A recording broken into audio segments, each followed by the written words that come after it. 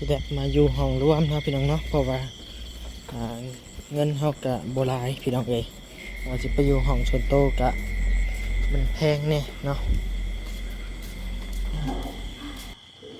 จับเท่าให้แม่รถ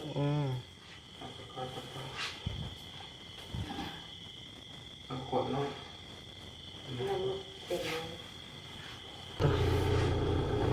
เป็นจังไดน้องเทพความรู้สึกเห็นแม่เป็นอันนี้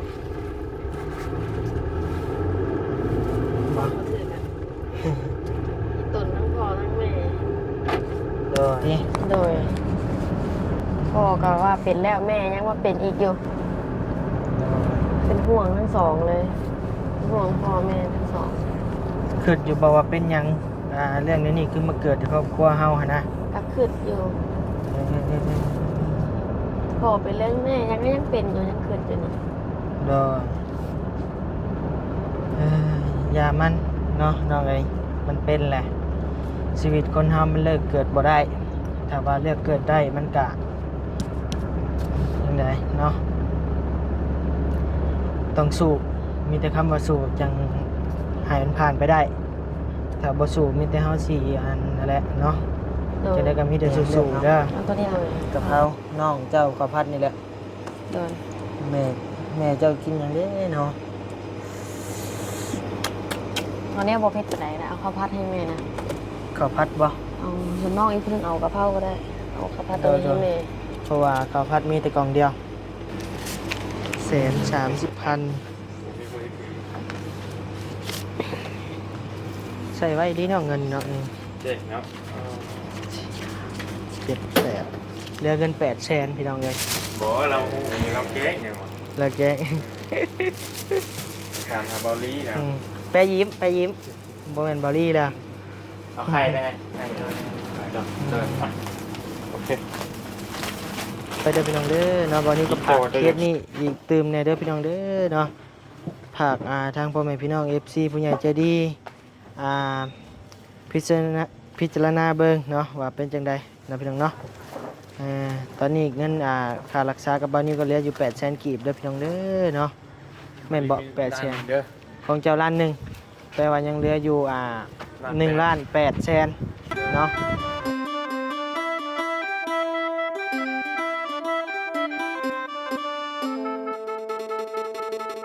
ไปพี่น้องเอ้ยจ่ายเงินอีกแล้วเนาะตัวรวมหมดนี่ก็หลายแสนเติบแล้วพี่น้องเอ้ยสิว่าได้เนาะ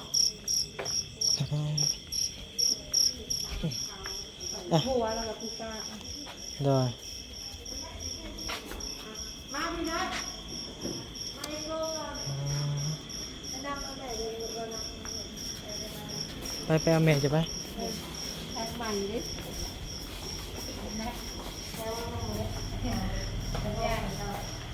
เข็มเพิ่นแม่3,000โดยห้องใด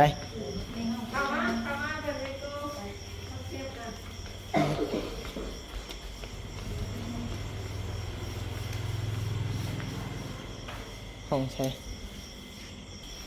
พี่น้องเลยจ่ายค่าเค็มกิน5,000 กีบสบายดีเด้อโดยสบายดีบ่าวพัดไส้2 หนุ่มพี่น้องเอ้ยเดี๋ยวรอเบิ่งผลสรุปนะพี่น้องเนาะนี่แหละเงินคำกับแก้วพี่น้องเอ้ยจากสิพอบ่พอรอเบิ่งน้ำกันนะพี่น้องเนาะตอนนี้เพิ่นก็เข้าไปกวดอยู่แต่ว่าถ่ายบ่ได้พี่น้องเอ้ย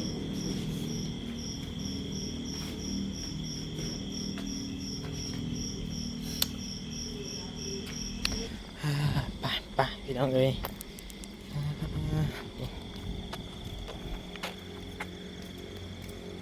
หอบเสียหอบมอนนอนห้องหมอพี่น้องเอ้ยเนาะไปสู้ๆครับน้องเป็นกระเช้าอยู่พี่น้องเอ้ย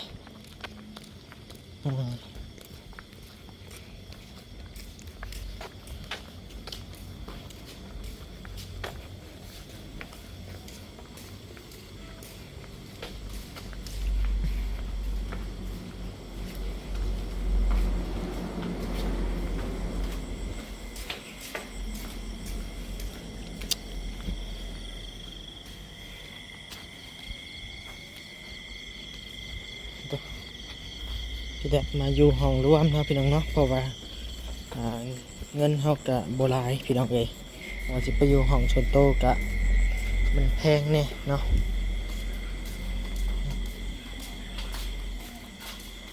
ไกลหำไปใช่น่ะเอ้ย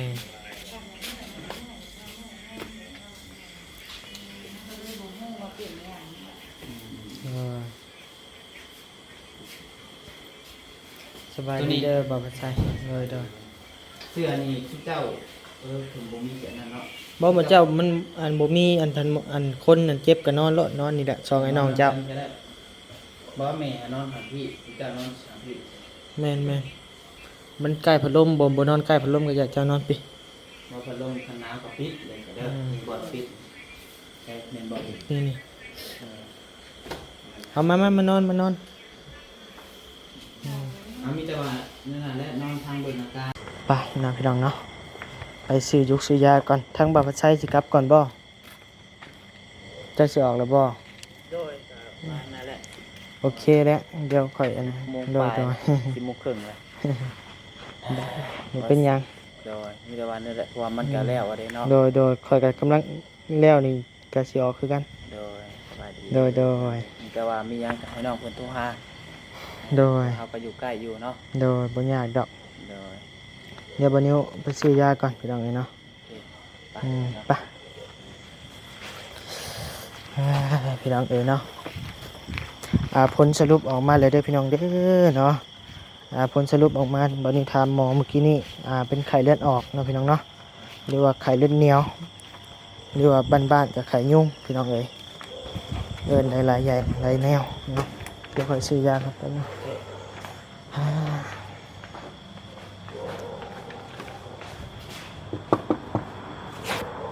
ไปเดี๋ยวจ่ายเงินก่อนเลย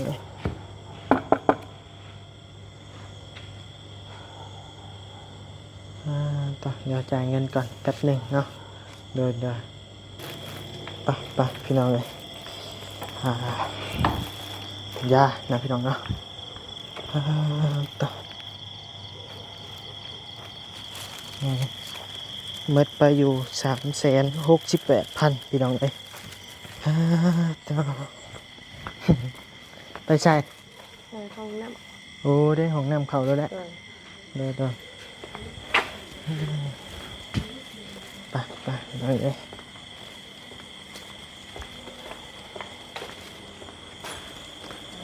แล้ววันนี้ก็สิถ่ายเป็นช่วงเด้อพี่น้องเอ้ยเนาะเพราะว่าอยู่ห้องมอถ่าย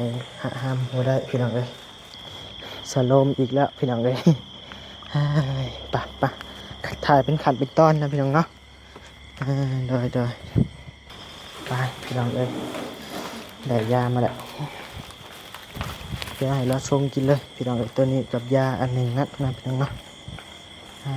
ต้องคนเจ็บคนป่วยห้องหมอกะเติบหนึ่งอยู่พี่น้องเอ้ยใช่นอนเลยบ่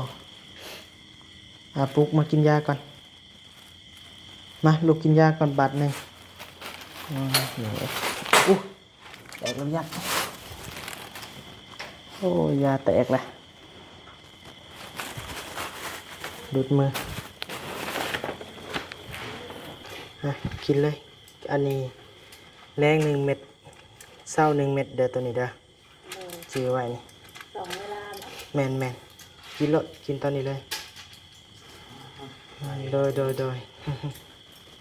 หัวมันรุ่นแรงเกินเนาะ โดย ข้างหลังนี่จะเป็นบาง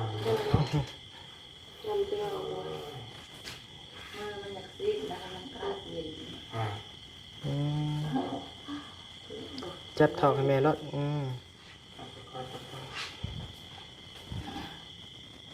กดเนาะ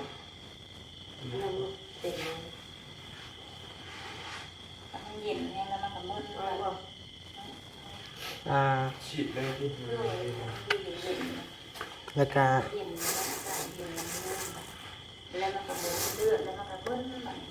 เจ้ากินมันหมดไปของไผ่1 ลิตรสีส้มกันแฮมแม่เจ้านะ กินฮะบอกครับเจ้า กินมันมัดมันน้อยโพดอันนี้ เอาตัวนี้ ตัวเดียว กินรถอีกรถถอกลงเห็ดได้จ้ะมันมีตุกน้อยเนาะเอาแกะใส่ คนเดียวกันละมันกำลังเต้นที่เขาอยู่ เป็นเวลา 11 โมงแล้วพี่น้องเอ้ย10 โมงครึ่งพี่น้องเอ้ยยังอยู่ห้องหมอคือเก่าคือเดิมเนาะอย่าถิ่มลงอันพื้นเพิ่นไม่หามเก็บหามเทป กระดูกไว้ลงน้ำนะ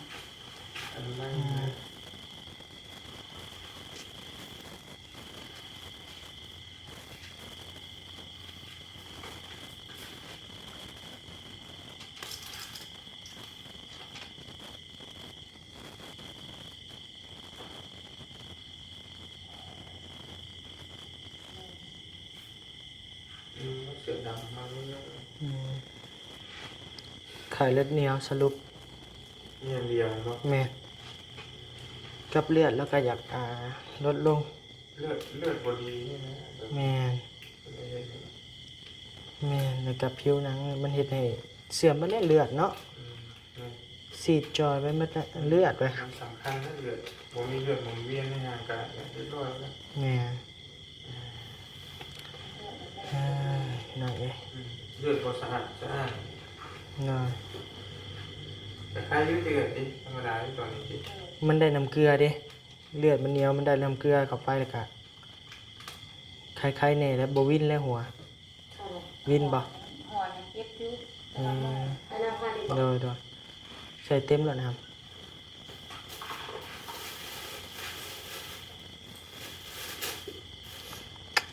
เหลือแต่บานิวกับบาลีเนาะทางบาปไซกลับแล้วพี่น้องเอ้ยได้อยู่มันบ่มีหยังละพี่น้องเลยเนาะ ลองติดตามไป โดยถ้าว่า อายุเราอยู่ใกล้อายุอ่ะ แม่น เล่นนะเล่นน้องไป โดย โอเป็นนั่นแหละ น้องเทพนี่สิเป็นอยู่ น้องสั้นแค่เออ เออ เปิดเอาอะไรหมวกอะไรก็ได้คือมัน พอให้แม่กินบัดนี้ หลายคน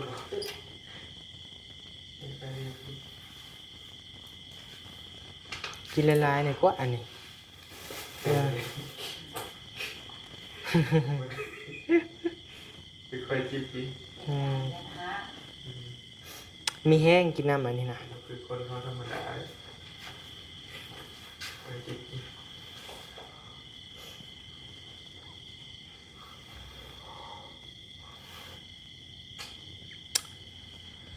เอาสั่นแหละพี่น้องเลยเนาะรอติดตามเบิ่งชมไปนำกันเราพี่น้องเนาะโดย เริ่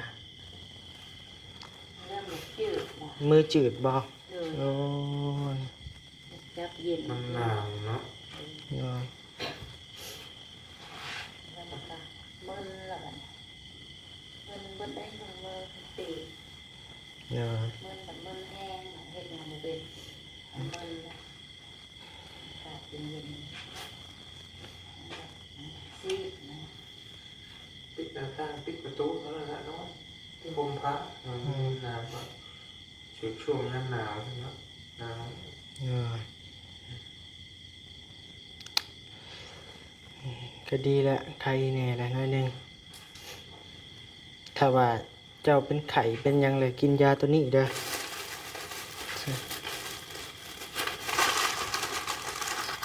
ยาตัวนี้ กินได้แต่ยาอันเดียวนี้พี่น้องเลยแมนเพราะว่าแมนมันต้องกินได้แต่ยานี้ยาอื่นกินบ่ได้เพิ่นว่าได้เพราะว่ามันเป็นเลือดไข้เลือดออก อันนี้น่าจะเป็นยาเพิ่มเลือดอันนี้เลือดรุด จ้องสิวันนี้กันเจ้าหาเลยครับมีเสียงไหม ปางโง่ แล้วไหม ว่าแต่มันกันจ้องสิว่ามันกันเจ้าหาอยู่แต่มัน ที่บริการ บอกกัดแก่เศษโตมันมีผิดเนาะมันเป็นโรค เป็นหยังมันสิบ่กัดเราลึงเลย มีอยู่นั่นแหละกัดตัวมันอยู่หน้าได้ยาม แม่ คนตัวหนึ่ง ไปหาหน่อไม้เดี๋ยวมีกัดเยอะ โอ้โหเลยอยู่ในตัวไม่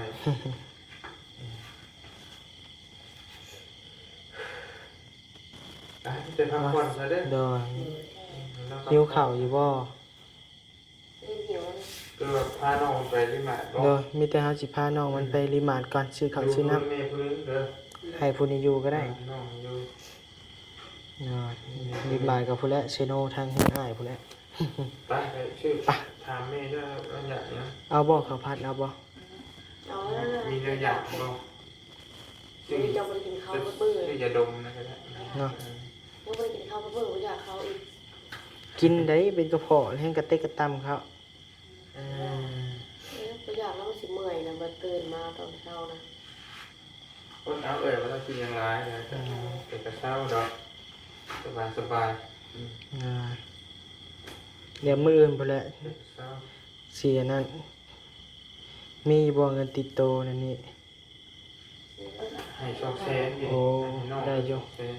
ถ้าว่าหมอเพิ่นให้ซื้อยาเนี่ยก็ซื้อแล้วเด้อ โดย นั่นนี่อยากนั่นนี่ก็นั่นก่อน ถามเพิ่นว่าได้จ่ายอีกบ่ มันซื้อยาครบเลยเด้ไอ้ ใครรู้ทางเดี๋ยวเรามาซื้อกินซื้อ นะพักผ่อนเลยเด้อนั่นแหละจะน้องเพิ่นโทรหาผมเป็นยังรับมีอย่างกับห้องเพิ่นนั่นแหละห้องแพทย์หมอ โดยโทรหาอ้ายรถนั่นมีหยัง มีอย่างอยู่ทั้งแพทย์ทั้งหมอเพิ่นได้บอกเพิ่นเป็นได้ก็ได้ ไปพาน้องเทพซื้อยาพี่น้องเอ้ยเนาะเนาะเก็บไว้ดีๆเด้อเก็บแหละอันนี้บินเก็บไว้ดึงให้ใบหนึ่ง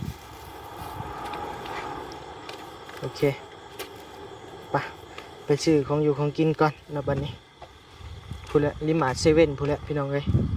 ไกลเติบจุเนาะก็บ่เป็นหยังดอกเนาะไป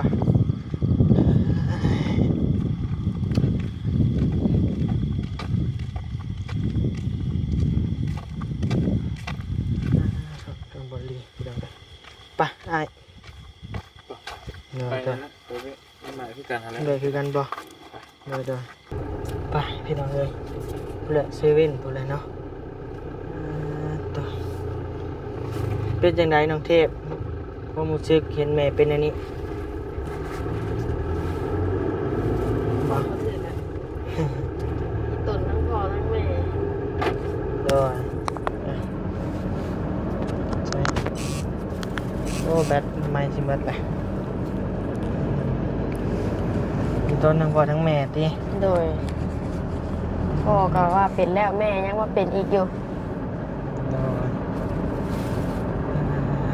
เนาะความรู้สึกเป็นอะไรสักหน่อย เป็นห่วงทั้งสองเลยห่วงพ่อแม่ทั้งสอง คิดอยู่บอกว่าเป็นหยังเรื่องนี้คือมาเกิดที่ครอบครัวเฮาหั่นนะ ก็คืดอยู่พ่อเป็นเรื่องแม่ยังเป็นอยู่ยังคืดอยู่นี่ ดอยามันเนาะน้องเอ้ยมันเป็นแหละชีวิตคนเฮามันเลิกเกิดบ่ได้ถ้าว่าเลือกเกิดได้มันก็จังไดเนาะต้องสู้มีแต่คำว่าสู้จังให้มันผ่านไปได้ถ้าบ่สู้มีแต่เฮาสิอันนั่นแหละเนาะ โดย จังได๋ก็มีแต่สู้ๆเด้อ โดย เฮ็ดจังได๋ชีวิตคนเฮาเลือกเกิดบ่ได้คือคำเพิ่นว่าหั่นล่ะบ่มีไผอยากเจ็บอยากเป็นดอกเนาะเอามันเจ็บมันเป็นแล้วพี่น้องเอ้ยเมื่อยนำบัดนี้ก็ได้อันนี้ก็เป็นเวลา 10:00 นแล้วเด้อพี่น้องเด้อเนาะ 10:00 นสิฮอด 11:00 นแล้วบัดนี้ยังบ่ได้กินข้าวเลยพี่น้องเอ้ยจังสิทิ่มสิปะกันจักแนวใดพี่น้องเอ้ยเฮาได้เอามาแล้วเนาะไม่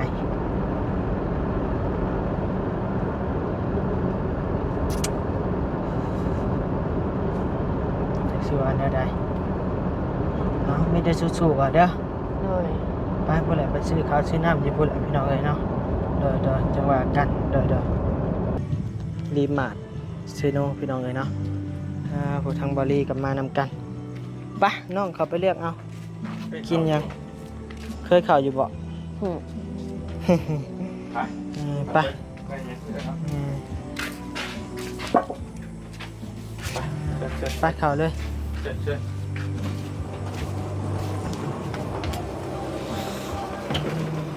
นั่งเลยไปขับไปเรื่องเอา เรียนไงได้ แมนแบตชิมเมอร์เลย ซื้อจำบันเอง ซื้อเครื่องพี่มาพี่ของกินอยู่พี่ครับ ด้วย ยังคงกินป่ะ ไปเอาของกินก่อนหิวละ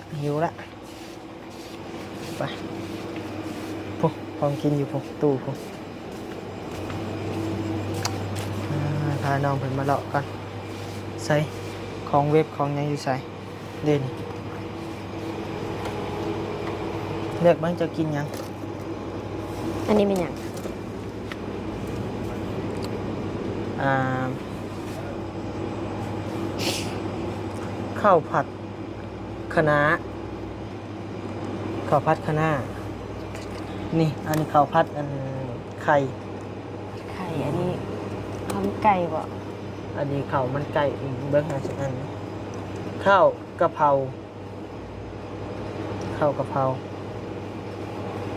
เอาอย่างเลือกเอา เอาตัวนี้ละ กะเพราน้องเจ้าข้าวผัดนี่แหละ โดย แม่เจ้ากินอย่างนี้เนาะ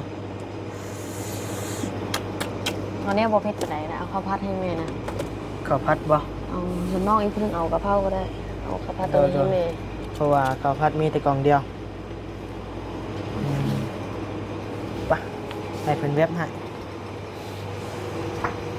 กูไปหาพ่อ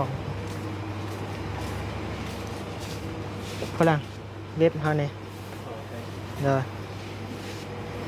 ไปเลือกเอาอีกเอายัง ว่าแหละตัวนี้แหละ เอาน้ำกินเด้ยาดมเด้ฝรั่ง กะละบูน เอาการบูนก็ได้เด้อเดี๋ยวกับปะหาเรื่องน้ำเรื่องในเรื่องนม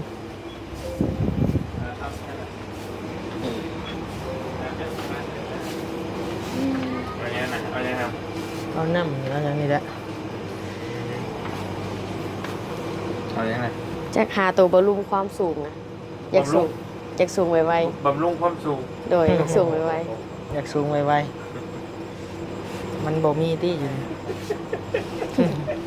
มีแต่แบรนด์แท้ เป็นสั่งว่าเนาะ จะกินบ่เป็นแล้วยังบ่ได้กินเด้อนี่ ฮะ แม่เฮากินบ่ได้บ่ไหว มีแต่ในยุริกันเลยตลอด กินนมชื่อเพื่อนน้องในป้องหนึง แล้วน้องพ่อเมย์ให้เมย์ถ้ามากินนั้นไปครับยังไงครับ เอกซอยให้แม่ เด้อ แล้ว โอเค มีหมอนบ่เนาะอยู่นี่เนาะ ว่าแหละ มีทำได้แล้วนอนก็ ฝรั่งมีหมอนบ่ มีมั้งผมมีนอนเนาะ มาจ่ายเงิน เครื่อง เด็กน้อย เล็กน้อย ได้แล้ว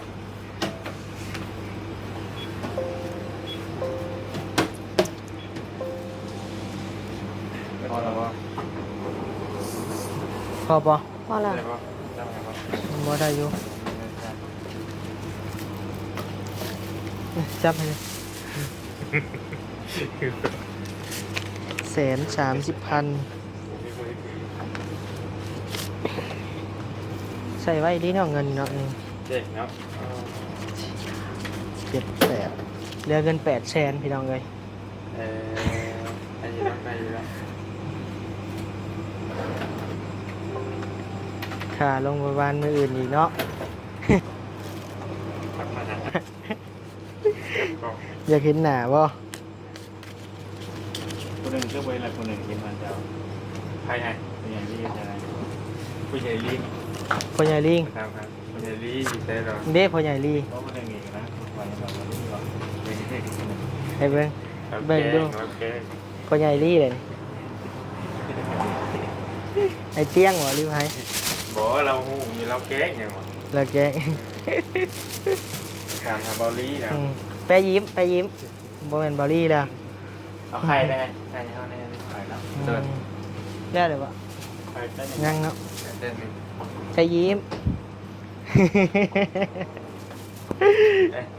ไอ้ดำนี่คนเดาก็เอาได้ไงเนี่ย อืม ใครแป้งได้ถ้าได้ปึ๊บยังไงไม่ได้ยังไงยุดหายิงกี่ยุดเดี๋ยวเดี๋ยวเดี๋ยว นะครับ หมูน้องๆกันนี่แล้วยังเราคูบอลเดินพอหาเลือกของมาแล้ว เนาะ จะจบเงินเลยป่ะยังขาเพิ่นอยู่อันยังก็จะว่ายังกินอีกจัก ประธานมาจะซื้อน้ำหอมไปให้ผู้สาวบ่ อุ้ยเจ้าก็ได้สร้างว่าวเนาะตา ไป ย ให้ผู้สาวใส่บ่ สาวน้ำทิพย์พี่น้องเอ้ยซื้อตัวเองนี่แหละนี่ ก็เรียกว่าซื้อให้ผู้สาวใส่อยู่สำหรับ ซื้อตัวเองใส่ยังบ่มีเงินอยู่นี่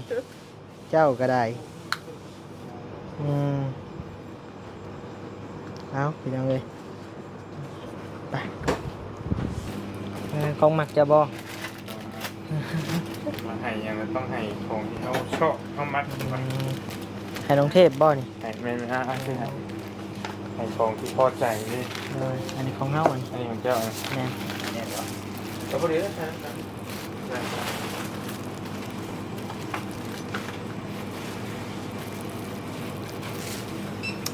เอ่อ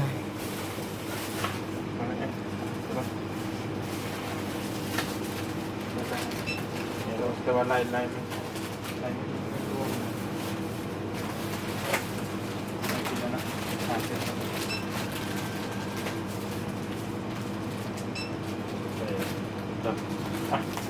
โอเคกินแต่ว่าจะอยากสูงต้องกิน มันสิตุ้ยอยู่เจ้าที่นี่ เตี้ยเลยเนาะตู้เนี่ยเตี้ยเลยเนาะ เออ เรานี่ไงครับ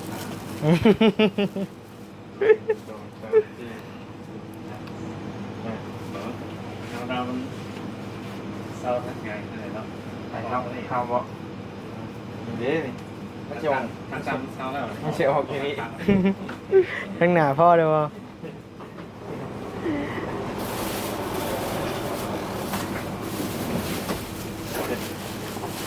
เนี่ย บำรุงเลือกดีเนาะ แต่คือมันคืออยากแค่ บ่ ให้กินเส้น เฮาน่ะใส่ชีวิตแล้วนี่ ต้องเก่งตาบอลตาบอลยาเลยยาเลย ขอบใจ ในต้องตึงย้อนผมว่า ไปดีเวบัดนี้ขอบใจได้อพลังเด้อขอบใจ ใส่เขาได้ป่ะนี่ ใช่ ได้ลืม ไปเด้